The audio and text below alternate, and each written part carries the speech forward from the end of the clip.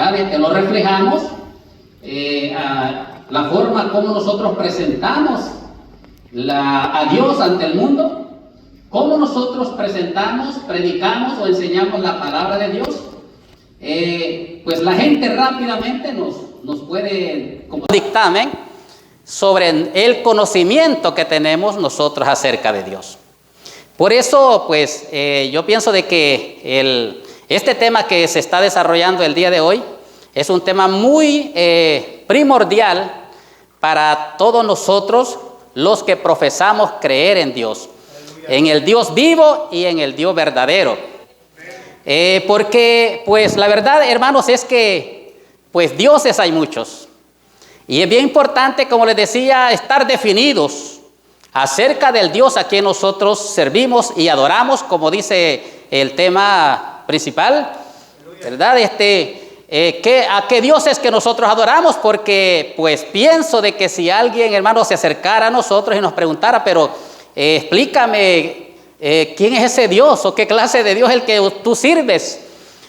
Pienso, hermanos, que pues quizás nos quedaríamos un poco, quizás como paralizados, porque no tenemos la capacidad para poder presentar, hermanos, a ese Dios al cual nosotros servimos. Así es que por eso, hermanos, en esta tarde, ¿verdad? Yo quiero, pues con la ayuda del Señor, ¿verdad?, compartir este tema que me ha sido asignado el día de hoy, titulado La teología propia. Eso es lo que vamos a hablar el día de hoy. Desde el inicio de este día, pues se nos ha presentado sobre lo que es la Trinidad, ¿verdad? De una manera apologética, ¿verdad? Nuestro hermano Armando, ¿verdad?, el primer expositor, nos presentó sobre la Trinidad, y el segundo expositor nos presentó la persona de nuestro Señor Jesucristo. Ahora vamos a estar, hermanos, hablando o presentando, además que todo esto es una exposición, y la verdad es que es bastante difícil, para mí es difícil el poder hablar de este ser, hermanos, que pues mayormente o mayoritariamente nosotros conocemos como la primera persona de la Trinidad, o sea, Dios el Padre. Entonces es bastante difícil, pero vamos a tratar de poder, hermanos, desarrollar de una forma panorámica sobre lo que pues Dios nos ha revelado a través de su palabra.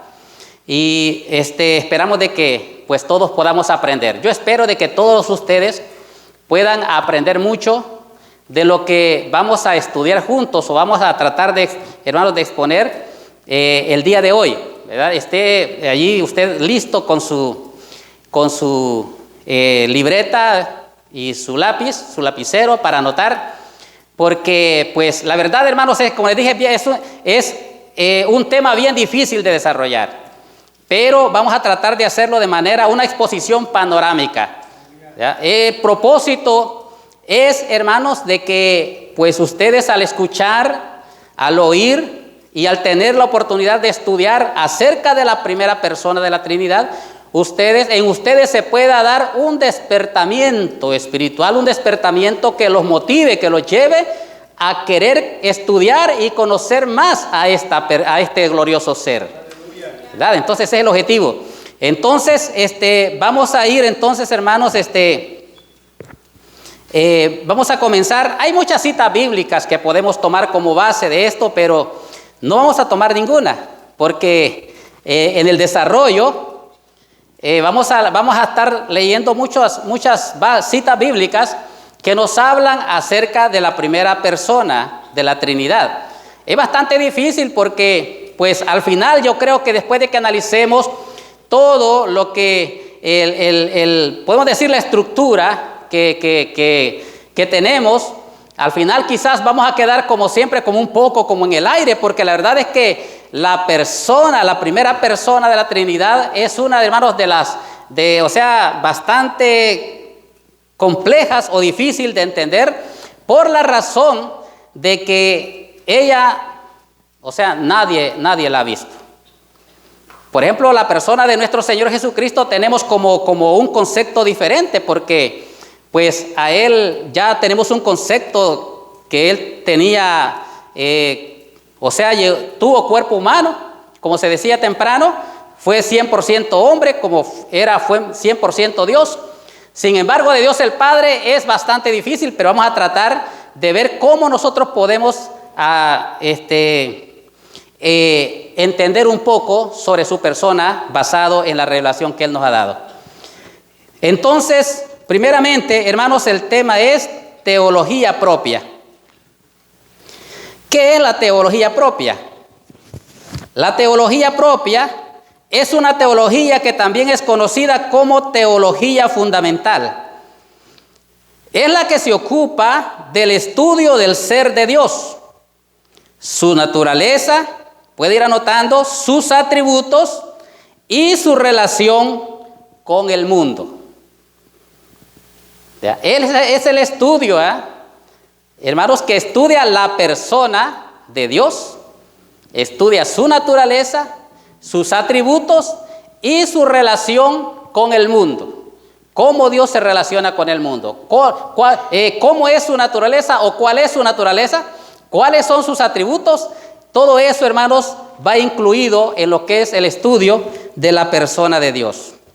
El estudio de la teología propia es muy importante y fundamental para la comprensión de la fe cristiana. Esto es muy importante que nosotros, hermanos, queremos tener una comprensión correcta sobre la fe cristiana. Nosotros necesitamos estudiar la teología o la doctrina de la persona primera de la Trinidad, o sea, de Dios el Padre. ¿Verdad? O sea, para que tengamos la comprensión correcta de la fe cristiana. Y también es importante el estudio de la teología propia para la vida del creyente. Es muy importante por la razón de que entre menos nosotros conocemos de Dios, o entre más desconocido es Dios para nosotros, pues nosotros menos obediencia nosotros le vamos a mostrar a Dios. Muchas veces, pues, hermanos, la falta del conocimiento nos lleva a hacer cosas que van en contra de la voluntad de Dios. Sin embargo, cuando nosotros adquirimos un conocimiento bastante, ¿verdad? Podríamos decir adecuado sobre la persona de Dios, pues eso nos hace de que nosotros podamos mostrar una actitud más reverente hacia la persona de Dios. Incluso, pues, hermanos, nosotros no podemos, o sea, Dios no se puede manifestar a nuestras vidas si nosotros, pues, no lo conocemos a Él, lo ignoramos. Entonces, queremos tener una relación bastante cercana o íntima con la persona de Dios. Hermanos, tenemos que dedicarnos hermanos, interesarnos en conocerlo a Él. Entonces, cuando nosotros nos introducimos, ¿verdad? O tratamos de razonar acerca de Dios, surge una pregunta. Cuando usted alguna vez quizás se ha puesto a pensar acerca de Dios, por ejemplo, yo cuando estaba pequeño, yo recuerdo que yo me ponía a pensar y decía, ¿y cómo es Dios? ¿Cómo es que existe Dios? Porque, pues, a veces desde pequeño tenemos ese conocimiento de que Dios creó los animales. Y, por ejemplo, decimos, Dios creó la gallina. Y la gallina pone los huevos. Pero ahora decimos, ¿de dónde provino la gallina? ¿Verdad? Entonces, ahí como que la mente se nos queda en blanco. Y a veces decimos, Dios nos creó a todos los seres humanos, Él hizo todo lo que existe, pero la pregunta es, ¿quién creó a Dios? ¿Quién creó a Dios? ¿O existe Dios? ¿O es solamente una historia que nos han contado? Entonces, cuando nosotros tratamos de razonar acerca de Dios, entonces surge esa pregunta, ¿existe Dios? ¿Qué cree usted? ¿Cree que Dios existe o cree que Dios no existe? Bueno, entonces cuando nosotros nos hacemos la pregunta acerca de si Dios existe, entonces, ¿cómo nosotros podemos comprobar o tener pruebas de la existencia de Dios? Aquí, hermanos, yo les voy a presentar así de manera rápida 4 argumentos, que por cierto son 4 argumentos filosóficos que nos hablan acerca de la existencia de Dios o que tratan de probar la existencia de Dios. Porque si a usted le dicen, hermano o hermana, pruébeme usted que Dios existe, ¿qué prueba usted le presentaría a esa persona? ¿Verdad que está bien difícil? Es bien difícil, hermanos. ¿Verdad? Entonces, pero aquí tenemos 4, les voy a presentar 4 argumentos filosóficos que tratan de probar la existencia de Dios. Usted puede anotar, primeramente, el primer argumento es el argumento cosmológico. ¿Qué es esto del argumento cosmológico? El argumento cosmológico es el que se basa en la existencia del universo y argumenta que todo lo que existe debe tener una causa y que al final o en la conclusión se llega a determinar que esa última causa es Dios. O sea, cuando se trata de pensar en el universo y sobre quién lo creó, pues, o sea, siempre el hombre va tratando de una manera gradual de poder entender, porque, o sea, para que alguien haya hecho las estrellas, haya hecho el sol, tiene que ser un ser sumamente poderoso, un ser que, o sea, tiene que ser superior a los seres humanos. Entonces el hombre llega a la conclusión que ese ser, que fue la causa o el que causó la creación de todo el universo, ellos llegan a la conclusión que es Dios. Ahora, pero cuando nosotros hablamos de estos argumentos, por ejemplo, hay argumentos que se conocen como los argumentos clásicos. Los clásicos son aquellos que empezaron a desarrollar los primeros filósofos griegos. Pero aquí también quiere un cuidado, porque estos filósofos griegos, cuando ellos llegaban a la conclusión de que esa causa que había causado el efecto que era el universo, ellos decían que era Dios, pero no es el Dios de nosotros. Era otra clase de Dios, porque los griegos, pues ellos eran politeístas, o sea, creían en muchos dioses. Entonces, pero al pasar el tiempo, por ejemplo, después en el tiempo de la que se dio la Reforma, surgieron otros filósofos, y estos filósofos eran filósofos teístas, o sea, que creían en Dios. Y entonces ellos le dieron más desarrollo a este argumento, el argumento cosmológico, y para ellos esa última causa, que pudo haber creado el universo, es Dios. Ahora, hermanos, ¿cómo usted define o cómo usted llamaría al Dios de nosotros? Por ejemplo, ¿quién me puede contestar así de manera rápida? ¿Cómo usted le llamaría al Dios de nosotros, los creyentes? Porque el mundo todos, o sea, tiene un montón de dioses.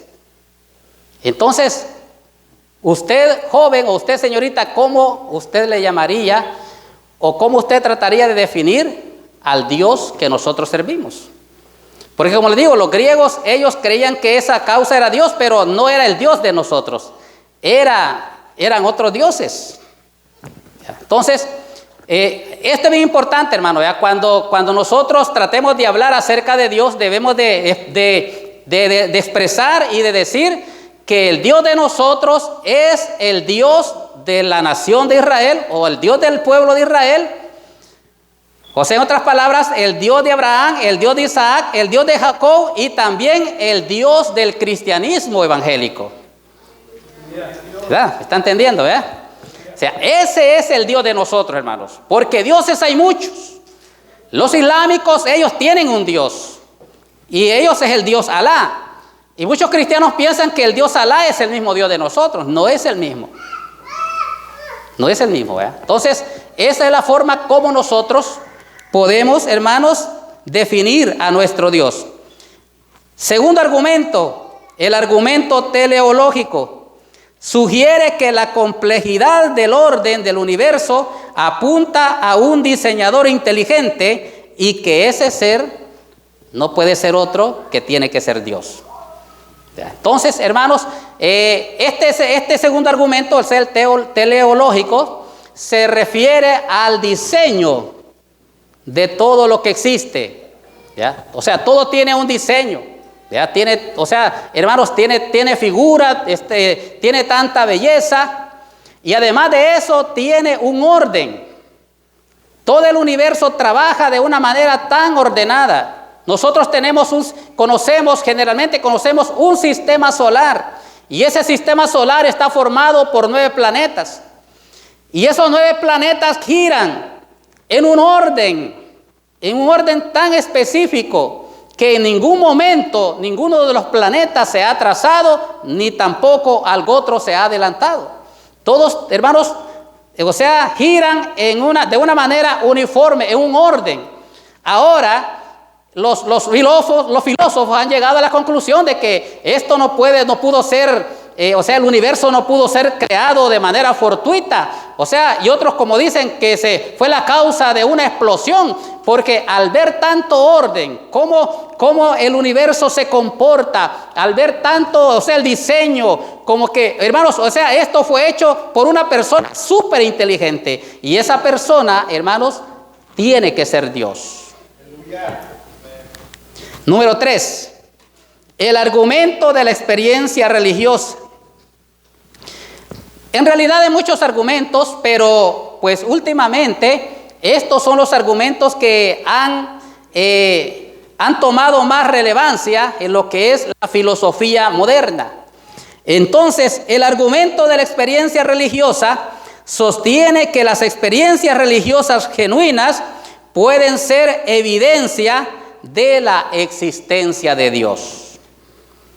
Esto más que todo pues es como un argumento presentado por filósofos teístas, o sea, que creen en Dios.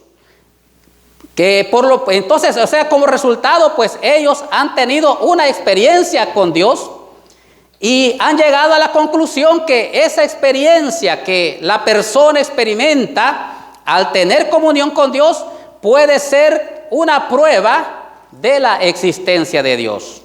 Por ejemplo, tenemos el ejemplo de Abraham. Abraham era un hombre pagano, era un hombre politeísta, adorador de muchos dioses. Sin embargo, Dios se le presentó allá en Ur de los Caldeos y le habla.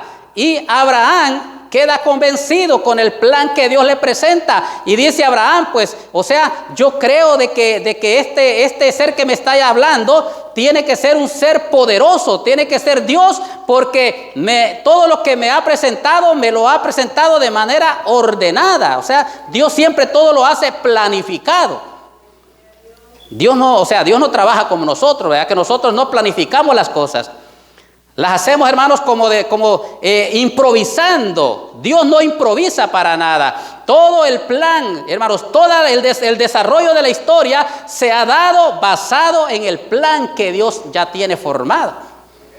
Entonces, Abraham tuvo una experiencia con Dios.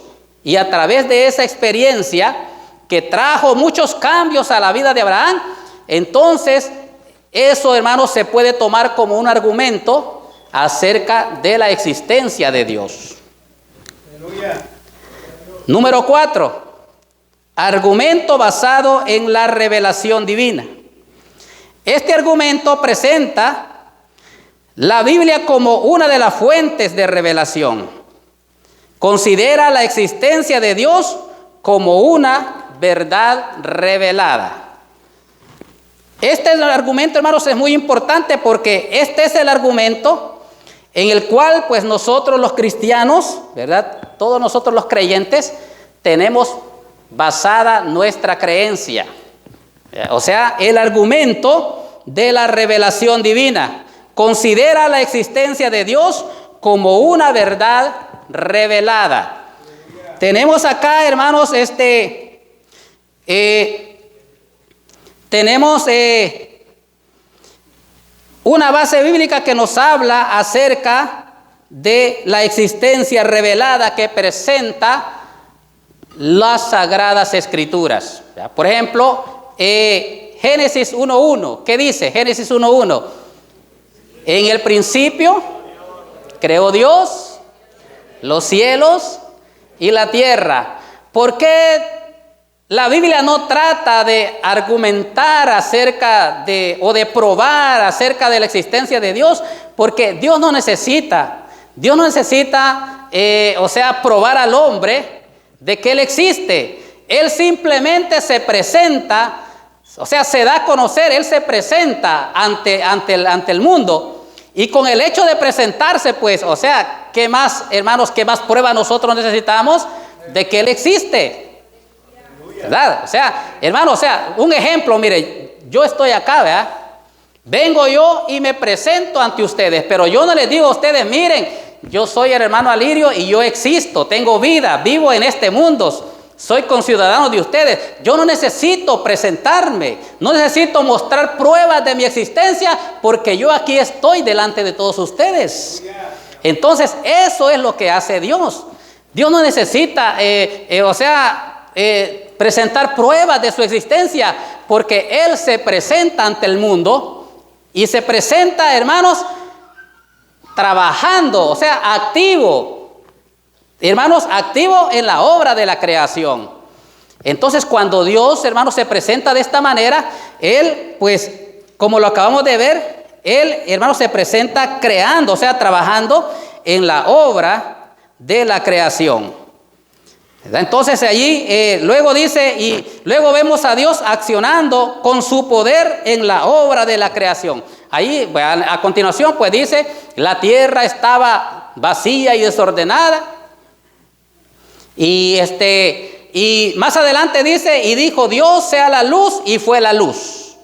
Vemos a Dios, hermanos, accionando, ¿verdad? Entonces, ¿quién va a dudar, o quién, hermano, se va a atrever a preguntar si ese Dios existe cuando están bien, cuando se ve la obra que Él está haciendo, la obra creadora? Bendito sea el nombre del Señor. Entonces, esto, hermanos, son argumentos acerca de la existencia de Dios. Ahora, cuando nosotros tenemos ya un conocimiento sobre, o una noción, ¿verdad?, o un concepto sobre lo que es la existencia de Dios, el siguiente, hermano, el siguiente paso es, la siguiente pregunta que nos hacemos es, ¿se puede conocer a Dios? ¿Se puede conocer a Dios? Pues por lo general nosotros entendemos de que Dios es un ser infinito, pero nosotros los seres humanos somos seres finitos, por lo que por lo que nosotros no tenemos la posibilidad de poder conocerlo, a no ser que Él se dé a conocer. Esa es la única forma.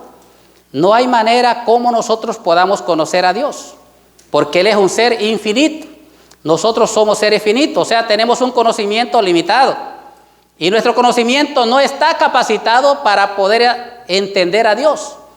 Entonces, ¿cómo puede ser posible que lo conozcamos? Lo podemos conocer a través de la revelación, cómo Él se revela a nosotros los seres humanos. Entonces, la única manera de que podemos conocer a Dios es que Él se revele a los seres humanos. Y en realidad, pues esa es la razón por la que le podemos conocer, por medio de la revelación de sí mismo. Y en realidad, sí, Dios se ha revelado a nosotros. Y por eso es que le podemos conocer. Ahora, siendo que tenemos la posibilidad de conocerlo, ¿en qué medida se puede conocer a Dios? ¿En qué medida? ¿Hasta dónde? Si yo le hago una pregunta a usted, ¿cuánto usted conoce a Dios? ¿Hasta qué medida usted conoce a Dios? Bueno, mientras usted se hace la pregunta, nosotros encontramos a través, porque ya estamos, ya nos agarramos del argumento de, hermanos, ya nos agarramos del argumento que está basado en la revelación divina, o sea, que es la palabra de Dios, la Biblia. Entonces, ahora la Biblia nos habla, o sea, nos enseña dos cosas acerca del conocimiento de Dios. Número uno, nos habla de la incomprensibilidad de Dios. O sea, la incomprensibilidad de Dios quiere decir de que Dios es un Dios incomprensible y que el hombre, por lo tanto, no puede conocer a Dios, no está capacitado para conocer a Dios. Pero no debemos de quedarnos ahí frustrados, porque también la Biblia nos presenta otra cosa bien importante, y es que a pesar de que Él es un Dios o un ser incomprensible, Él también es un ser que se le puede conocer. Mire, qué bonito, ¿verdad? O sea, siendo Él un Dios incomprensible, también se le puede conocer. Ser incomprensible quiere decir que la mente no puede captar el conocimiento de Él, pero la posibilidad de conocerle es declarar que se le puede conocer. Bueno, entonces, en la Biblia, pues nosotros encontramos que las dos cosas son verdad, las dos cosas son realidad, aunque no de manera exhaustiva. Entonces, ¿qué quiere decir esto de manera exhaustiva? Al decir que Dios es incomprensible, lo que se afirma es que el hombre no puede conocer todo tocante al ser de Dios. Eso quiere decir la incomprensibilidad. Ahora, la posibilidad de conocerle es afirmar, o sea, no es afirmar que el hombre pueda conocer todo de Él. Nosotros nunca vamos a poder conocer todo el ser todo de Dios. Vamos a llegar a conocerle hasta donde Él se ha revelado a nosotros. Pero Dios es mucho más que eso. Bendito sea el nombre del Señor. Ahora, estas dos afirmaciones nosotros, hermanos, las encontramos en las Sagradas Escrituras. Vamos a Job, capítulo 11, verso 7. El que le encuentre primero. Job, capítulo 11, verso 7, nos habla sobre la incomprensibilidad de Dios. ¿Quién la tiene?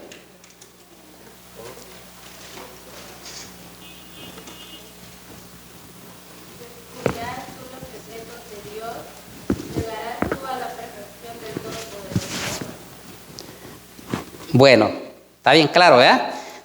Lo hace, hermano, o sea, son interrogantes.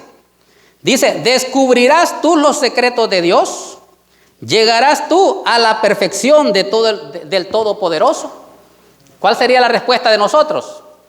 ¿Sí o no? No, hermanos. ¿Cómo nosotros vamos a llegar a entender los secretos de Dios? Él es un ser incomprensible. ¿Ya? En Romanos dice, oh profundidad, dice, de la riqueza y de la ciencia de Dios. ¿Ya? Cuán insondables son sus caminos, sus obras, e inescrutables sus caminos. O sea, no hay manera. Él es un Dios incomprensible. Pero ahora la Biblia también nos dice de que Dios es un Dios que se le puede conocer. Tenemos otro versículo, pero lo vamos a omitir. Vamos ahora, hermanos, sobre la posibilidad de conocer a Dios. San Juan 14:7, ¿cómo dice? Dice, si me conocieseis, también a mi Padre conoceríais, y desde ahora le conocéis y le habéis visto. ¿Se da cuenta? ¿Verdad? O sea, ese Dios incomprensible, que nosotros no estamos capacitados de conocerlo, de comprenderlo, hermanos, Él también se revela de una manera que nosotros lo podamos entender. Y eso es lo que el Señor Jesucristo está diciendo. Ahora San Juan 17:3 dice, y esta es la vida eterna, que te conozcan a ti, el único Dios verdadero, y a Jesucristo, a quien has enviado. Entonces, esta es la vida eterna, dice. ¿Qué es la vida eterna? Que te conozcan a ti. Está hablando de Dios el Padre. ¿Ya? Porque el Señor Jesús le está haciendo una oración. ¿A quién? A Dios el Padre. Y le está diciendo, ¿ya? Esta es la vida eterna, que te conozcan a ti y a Jesucristo, a quien tú has enviado. Está hablando de su persona. Bendito sea el nombre de Dios. Entonces, ahora, hermanos, siendo de que pues podemos conocer a Dios, otra pregunta que surge es, ¿cómo nos llega el conocimiento de Dios? ¿Cómo llega el conocimiento de Dios a nosotros? Bueno, cuando nosotros hablamos sobre cómo el conocimiento de Dios llega a nosotros, encontramos que hay cuatro medios por los cuales Dios se revela a los seres humanos. Número 1, puede tomar nota. El primer medio por el cual Dios se revela a nosotros los seres humanos es por medio de su fuente. ¿Qué quiere decir esto de su fuente? Esto nos enseña que es Dios mismo el que se revela y lo hace por medio de dos vías principales, que son la palabra y la persona de nuestro Señor Jesucristo. O sea, la palabra, hermanos, estamos hablando de la palabra escrita, ¿ya? Y la persona de nuestro Señor Jesucristo, que a Él también se le conoce, como decían temprano, ¿ya? El verbo, ¿ya? La palabra viva. Entonces, esto es los medios por los cuales, o sea, el primer punto, ¿ya? Por medio de su fuente, o sea, es Él. Si Dios no se revelara al hombre, el hombre no tendría ninguna posibilidad de poder conocer a Dios. Número 2, por medio de su contenido. ¿Qué quiere decir esto de su contenido? Su contenido nos muestra que Dios nos ha revelado muchos datos acerca de sí mismo, todos los cuales son importantes para hacer nuestra relación personal con Él. Su contenido quiere decir, hermanos, de que Dios se ha revelado de una forma, hermanos, tan especial a nosotros. Él nos ha revelado muchos datos muy importantes acerca de su personalidad. ¿Quién me puede decir un dato importante sobre cómo Dios se ha revelado a usted? Podemos decir, uno de los datos que Dios, digamos, nos ha revelado, primeramente es que Él es un Dios o un ser amoroso, que Él nos ama a todos, ¿verdad? Entonces, por medio hermanos, de esos datos que Él nos ha revelado, eso nos permite a nosotros poder entrar en una relación personal con Él. Bueno, siendo de que Dios Él es un Dios grande, es un Dios poderoso, Él existe, Él es un Dios incomprensible, pero también se puede conocer. Ahora, pues Él no solamente se ha quedado con eso, sino que ahora me está revelando datos personales de Él. Y entonces esto me da confianza y esto me motiva para que yo pueda entablar una relación personal con Él. ¿Ya? Entonces, su contenido nos habla de eso, que Él nos revela muchos datos acerca de su personalidad. Entonces, si Él nos muestra que Él es un Dios amoroso, entonces nosotros agarramos confianza. Entonces pues Dios no es como pues la mayoría lo pintan, que es un Dios vengativo, que es un Dios que nos va a castigar a todos, nos va a mandar al infierno. No, Él me está diciendo que Él es un Dios amoroso. Entonces eso nos motiva a poder, hermanos, desarrollar una relación con Él. Número 3, su progreso es otro de los medios por los cuales Él nos revela su conocimiento. Por medio de su progreso. ¿Qué quiere decir esto de su progreso? Nos enseña que el conocimiento de Dios y de sus obras fue revelado progresivamente a través de la historia. Eso quiere decir, hermanos, o sea, por medio de su progreso, nos enseña que el conocimiento de Dios y de sus obras nos fue revelado de manera progresiva a través de la historia. Uno de los ejemplos en los cuales nosotros nos podemos entender, ¿verdad? Y darnos cuenta de que sí, en realidad Dios se ha revelado de una manera progresiva, es, por ejemplo, la obra de redención, ¿verdad? Como nosotros la vemos en Génesis 3:15, la vemos ahí, la obra de redención, la vemos a través de aquel animalito que tuvo que ser sacrificado para vestir a aquella pareja que quedó desnuda a causa del pecado. Pero ahora, ya en el Nuevo Testamento, ya no lo encontramos así. Ahora lo encontramos por medio de la persona de nuestro Señor Jesucristo, que es el Cordero de Dios que viene para quitar el pecado del mundo. ¿Ya? Entonces vemos de que esa revelación es progresiva. ¿Ya? Progresiva. Y último punto, de cómo nos llega los medios, de cómo nos llega el conocimiento de Dios. Por medio de sus propósitos. Los propósitos nos habla de los designios de Dios para el hombre. Por medio de sus propósitos nos llega el conocimiento. O sea, nosotros podemos conocer a Dios cuando Él nos revela los propósitos o los designios o los planes que Él tiene para nosotros los seres humanos. ¿Quién me puede decir un propósito o un designio que Dios tiene con todos nosotros los seres humanos? La salvación. Otra más, que Él nos va a llevar. ¿Verdad? Él nos va a llevar. Él viene otra vez por nosotros. Entonces, hermanos, a través de los propósitos que Él tiene con toda la humanidad, Él también nos revela su conocimiento. Gloria a Dios. Ahora, otra pregunta, hermanos. Ya vimos de que podemos conocer a Dios, ya nos dimos cuenta cómo nos llega el conocimiento de Dios. Ahora la siguiente pregunta es, ¿puede definirse a Dios? ¿Se puede definir a Dios? ¿O se puede, en otras palabras, se puede describir a Dios? Si yo le preguntara a usted, si usted me dice, sí, a Dios se puede describir. Si yo le preguntara, dígame usted una de las descripciones del ser de Dios, ¿qué me diría usted? ¿Cómo describiría usted a Dios? Entonces, cuando hablamos de definir a Dios, queremos hablar de la naturaleza de Dios. Describir un ser es describir su naturaleza. ¿Por qué? Porque la naturaleza son el conjunto de cualidades y atributos de un ser. Esa es la naturaleza. ¿Ya? Son las cualidades y atributos, el conjunto de cualidades y atributos de un ser. Esa es la naturaleza. Entonces, la pregunta es si podemos definir a Dios o podemos describir a Dios. Note esto, mire, si una definición consiste en una palabra o en una frase que expresara la naturaleza esencial de una persona, entonces, pues, Dios no se podría definir.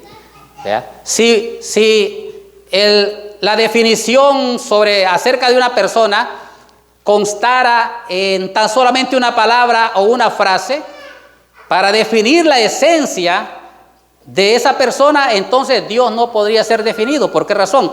Porque ya vimos que Él es, hermanos, un ser incomprensible. Ahora, pero si esa definición fuera descriptiva, entonces sí es posible definir a Dios, porque se define de una forma, hermanos, de descripción, o sea, describiendo a Dios. ¿Ya? Entonces allí sí podemos nosotros definir a Dios. O sea, hermanos, describir lo que es la persona de Dios. Y en realidad sí, hermanos, la definición de Dios se puede dar solamente, hermanos, a través de la descripción. O sea, es una definición descriptiva. Entendemos que las definiciones acerca de Dios son descriptivas. Entonces, hermanos, por esa razón es que nosotros podemos describir a Dios por medio de su naturaleza. Y la naturaleza, como dijimos, son el conjunto de cualidades y atributos de un ser. Ahora, la Biblia, o sea, las Sagradas Escrituras, nos presentan todas esas cualidades y esos atributos, ¿ya? El conjunto de cualidades o atributos que forman el ser de Dios. No vamos a decir que forman parte del ser de Dios, porque, hermanos, ya escuchamos desde la mañana que Dios es un Dios indivisible, o sea, un Dios que no está formado por partes. ¿verdad? Entonces, los atributos o las cualidades, hermanos, describen todo el ser de Dios. Entonces, ¿cuáles son esos atributos o cualidades? Se los menciono a continuación. Puede usted ir anotando. Número 1, amor. 2, eternidad. 3, infinitud. 4, inmutabilidad. Hermanos, todos estos, tienen una definición, ¿ya? Pero, lo que estoy haciendo yo solamente, hermanos, es una presentación panorámica, ¿ya? No estamos desarrollando un tema en sí, porque, hermanos, esto es sumamente amplio, ¿ya? Entonces, ¿por qué les presento esto? Porque el trabajo de ustedes es investigar todos estos atributos. ¿Qué es amor? ¿Qué es eternidad? Infinitud, inmutabilidad. ¿Ya? La inmutabilidad, pues ya creo que muchos de nosotros sabemos que inmutabilidad habla de que Dios es un ser inalterable, y por ser inalterable, Él no cambia. Malaquías capítulo 3 dice, ¿ya? Pues dice, vivo yo Jehová, dice, que por cuanto yo no cambio, no habéis perecido vosotros, casa de Israel. ¿Ya? O sea, porque Él es un ser inalterable, Él no cambia. La inmutabilidad nos trae confianza a cada uno de nosotros, porque nosotros podemos confiar en Dios, que Dios no va a cambiar, ¿ya? Hermanos, hay cosas, que hermanos, no cambian en Dios. Cuando, por ejemplo, los seres humanos no somos inmutables, porque ahora decimos una cosa, mañana decimos otra cosa, ¿ya? Ahora le decimos, ¿ya?, te perdono la vida, y otro día podemos estar diciendo, pues, llévenlo a la pena capital, ¿ya? Entonces, por eso es que no hay confianza en el hombre, porque no hay inmutabilidad en el hombre. En cambio, Dios es un Dios inmutable. Y Él dice, porque yo Jehová soy inmutable, o sea, no cambio, por eso ustedes no han perecido, porque la verdad es que ustedes se merecen la muerte. En otras palabras, hasta quiso decir el Señor. ¿Ya? Entonces continúo. Justicia, libertad, omnipotencia, omnipresencia, omnisciencia, santidad, simplicidad, soberanía, unidad y verdad. Ya, quizás no las va a anotar todas, pero pienso que quizás un buen número de ellas usted las va a anotar, y su deber es ir a estudiar a su casa y, hermanos, a encontrar las definiciones de todos estos atributos. O sea, ¿quiere conocer usted a Dios? ¿Quiere tener usted la capacidad de definir a Dios? Entonces, pues allá tiene ya la clave. Gloria al Señor. Bendito sea el nombre de Dios. Ahora, hermanos, algo bien importante que nosotros aprendemos acerca de las cualidades o de los atributos de Dios es que estos atributos no son componentes de Dios, sino que cada uno de ellos describe el ser total de Dios. No sé si le entendió. Parece que está un poco complejo esto, ¿verdad? Dice de que, hermanos, estos atributos, todos estos atributos que yo ya le mencioné, no son componentes del ser de Dios, sino que cada uno de ellos describen el ser total de Dios. O sea, les explico, hermanos. Dios no es como nosotros. Nosotros somos seres divisibles. Nosotros no podemos, por ejemplo, Dios cada atributo, hermanos, describe el ser total de Dios. O sea, todo. Nosotros no tenemos esa capacidad. ¿Sabe por qué? Porque mire, mientras nosotros estamos enojados, no podemos, hermanos, estarle sonriendo a otra persona. Mientras nosotros sentimos odio por una persona, no la podemos amar al mismo tiempo. ¿Por qué? Porque nosotros, hermanos, no tenemos esa capacidad, somos personas divisibles. Estamos capacitados para solamente, hermanos, generar una cualidad nada más, mientras que Dios no, Él es completamente diferente. Mientras Él está enojado o Él está airado, a la misma vez Él tiene amor. Él tiene amor. Por eso es que muchos escritores dicen Dice, ¿verdad? Dice que si Jehová, dice, no nos hubiese dejado por un poquito de tiempo, dice, ya nosotros ya no estuviéramos para contar la historia, ¿ya? Pero, o sea, hermanos, Dios, o sea, por eso es que estos atributos no son componentes del ser de Dios, sino que cada uno de ellos componen el ser total de Dios.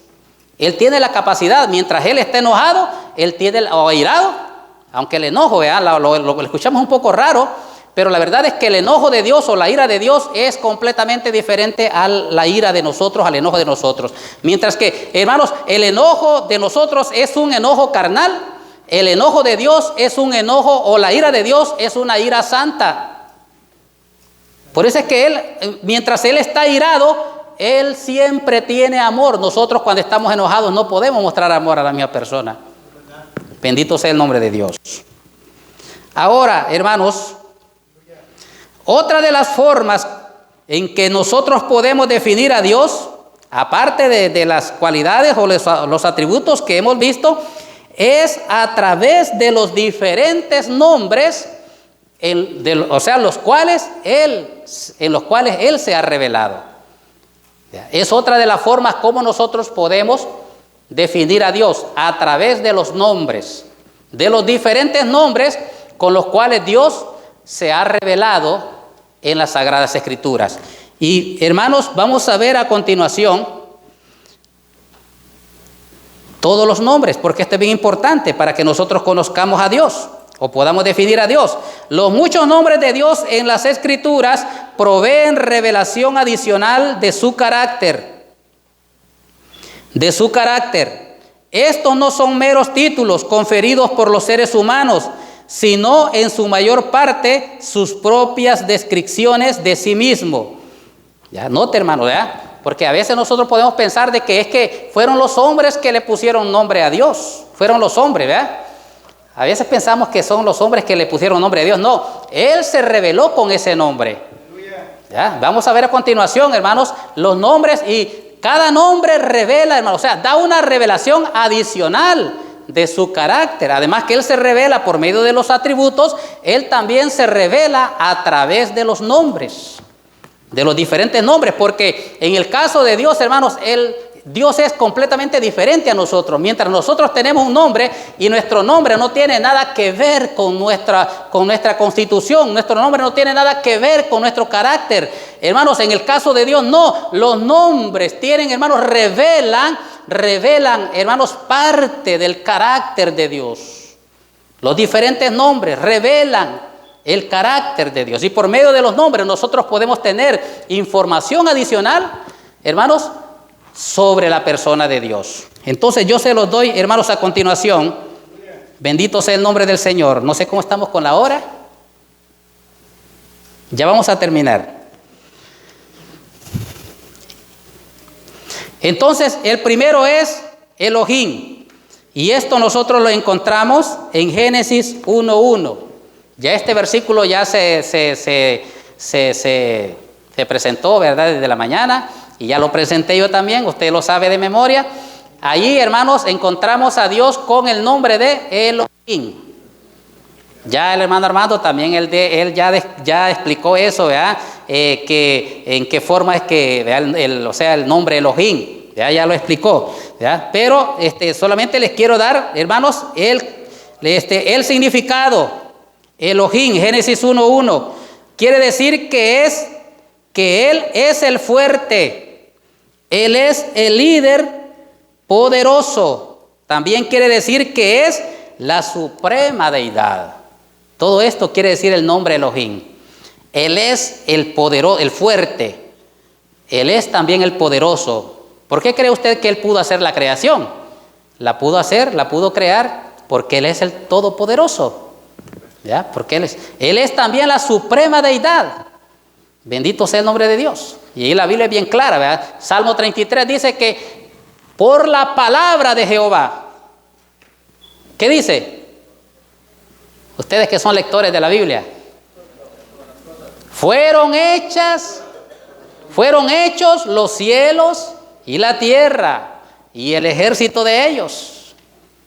Te anote, entonces Él es un ser supremo. ¿Ya? Entonces, número 2, Yahvé. Lo encontramos en Génesis capítulo 4, verso 1. Tome nota. También lo encontramos en Éxodo capítulo 6, verso 3. Describe, el nombre Yahvé describe a Dios como el activo y que tiene existencia propia. Eso quiere decir el nombre Yahvé.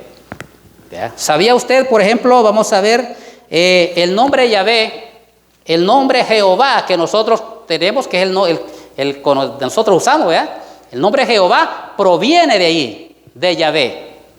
¿Ya? Ese es el nombre hebreo. Nosotros tenemos la transliteración al español es Jehová. ¿Ya? Entonces quiere decir que, o sea, describe a Dios como un Dios activo y que tiene existencia propia. ¿Ya? Note, hermano, esto es bien importante que usted, ¿verdad?, lo maneje. ¿Ya? Porque muchos le pueden decir, pero es que ustedes están igual a los testigos de Jehová, que solo Jehová, y solo Jehová. ¿Cuál cree? Si yo les hubiera preguntado antes de haberles presentado estos nombres, ¿por qué nombre usted conoce a Dios? Me imagino que la mayoría me hubiera dicho, lo conocemos por el nombre Jehová. Pero, o sea, ese es uno de los nombres con los cuales Dios se ha revelado. Pero Él se ha revelado con otros, muchos más. ¿Ya? Entonces, el nombre que nosotros usamos, el nombre Jehová, proviene de ahí. ¿Ya? O sea, ya, hermanos, y también, hermanos, lo tenemos, ya le dije, ¿verdad?, en Génesis 6, 3. Esto usted lo puede estudiar más a profundidad, hermanos. Y número 3, Adonai. Lo encontramos en Génesis 19, 2. Significa Señor, significa amo y significa dueño. Adonai. Ahora este nombre, pues, hermanos, por ejemplo, el nombre Yahvé, ya, pues, pienso que más que todos los maestros que tenemos acá ya saben bien de esto, ¿ya? Que el nombre Yahvé, pues, es un nombre, hermanos, es un nombre en hebreo que solamente tiene, ¿cómo se le llama? Consonantes, no tiene vocales. ¿Ya? No tiene vocales. Entonces, ¿qué fue lo que hicieron? Hermanos, los copistas para que el nombre se pudiera pronunciar? Ellos vinieron y le agregaron las vocales del nombre Adonai. Esas vocales se las pusieron a las consonantes del nombre Yahvé, y por eso es que ahora ya se puede pronunciar y se puede decir Yahvé. ¿Ya? Ese es el nombre original, hermanos, Yahvé.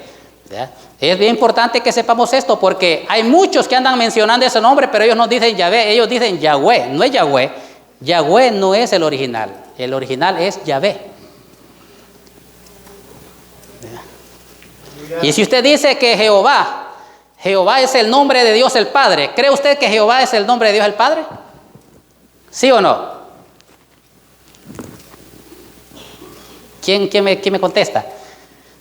Fíjense, hermanos, o sea, es uno de los nombres nomás que Dios se ha revelado, pero ¿sabía usted que los 3 seres divinos de la Trinidad se llaman Jehová? Pero ese es otro tema, ¿verdad? No lo vamos a tocar ahora. Bendito sea el nombre del Señor. Pero, o sea, es por el significado del nombre, que quiere decir que tiene existencia en sí mismo.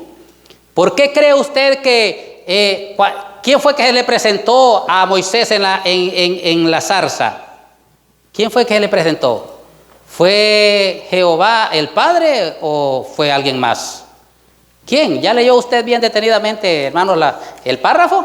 Se va a dar cuenta que no fue Jehová el Padre que se le presentó, fue el Señor Jesucristo. Y ahí dice, se le presentó y le habló el ángel de Jehová. Bendito sea el nombre del Señor. Gloria a Dios. Pero vamos a continuar porque, hermanos, ya el tiempo se nos termina. Número 4. Dios, el nombre Dios, que también, ¿verdad?, se pronuncia como Teos. Es una designación más frecuente en el Nuevo Testamento. El nombre Dios es una de las designaciones más frecuentes en el Nuevo Testamento, ¿ya? Que quiere decir el único Dios verdadero, como decían nuestros hermanos que exponían en la mañana. El único Dios verdadero. Entonces eso nosotros lo encontramos en 1 Timoteo capítulo 1, verso 17. El siguiente, Señor. Lo encontramos en Lucas 19:33. La palabra enfatiza autoridad y supremacía. Hermanos, todo esto es bien importante, porque, de esta manera nosotros podemos, hermanos, aprender a definir a Dios, a describir a Dios, pero también es bien importante que nosotros aprendamos y manejemos, hermanos, los significados o estos nombres, porque de esa manera nosotros vamos a saber cómo es que le debemos de orar a Dios. ¿Sabía usted que a Dios no se le puede orar, hermanos, alocadamente? Hay que orarle con entendimiento, hermanos. Hay que orarle con el entendimiento. Cuando usted le menciona un nombre a Dios, se dirige a Dios con un nombre, usted tiene que saber qué es lo que realmente usted le está diciendo a Dios, cómo le está tratando a Dios. Por eso es bien importante, hermanos. Es bien importante conocer los nombres. Entonces, Dios quiere decir el único Dios verdadero. Número 6, dueño, es otro de los nombres que Dios se presenta con el nombre dueño. Esta palabra lleva en sí la idea de posesión, que Él posee, que Él es el dueño de algo. 5 minutos. Bueno, gracias. Entonces, esto lo hallamos nosotros en Hechos capítulo 4, verso 24. Y por último tenemos el nombre Padre. Significa que Dios es el Padre de individuos. Cuando nosotros le oramos a Dios y le decimos Padre, le estamos diciendo tú eres mi Padre personal, porque ese nombre Padre, hermano, significa que Él es Padre de individuos. De personas, de manera individual. Entonces, eso nosotros encontramos, hermanos, y por eso es que, ¿verdad? Como Él, como Padre de individuos, Él le da a sus hijos, ¿qué le da? Les da gracia y les da paz. Efesios capítulo 1, verso 2. También Dios, como Padre de individuos, da buenas dádivas. Santiago 1:17. Mire, hermano, se da cuenta. Santiago 1:17. Y también nosotros nos dirigimos a Él como Padre en la oración. Cuando nosotros oramos, nos dirigimos a Él como Padre, ¿verdad? Hermanos, cuando usted ora y digamos en un determinado caso usted a Dios le dice Adonai, usted tiene que saber por qué le está diciendo Adonai a Dios. Esto no es solamente de orar, ¿verdad? No, tiene que saber, hermanos, tiene que saber cómo nosotros tenemos que nombrar o llamar a Dios.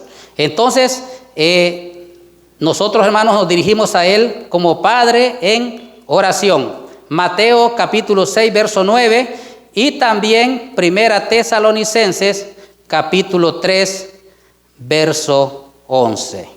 Entonces, hermanos, para concluir, nosotros podemos darnos cuenta que a través de esta exposición, hermanos, nosotros, de esta exposición, de la teología fundamental, nosotros podemos llegar, hermanos, a entender la realidad de Dios, conocer lo que Dios es realmente, y así nosotros, hermanos, poder desarrollar una fe, hermanos, ¿verdad?, genuina, que nos lleve a honrar a Dios, a amar a Dios y a mostrarle también obediencia al Señor.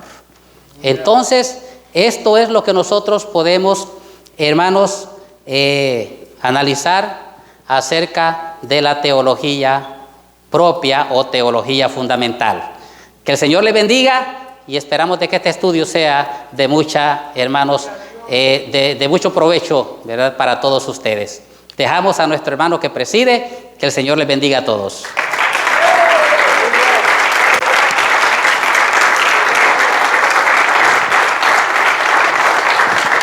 Muchas gracias, hermano.